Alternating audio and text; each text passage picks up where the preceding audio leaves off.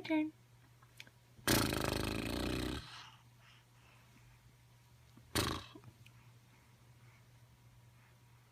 No, we're blinded by the bright light on the phone.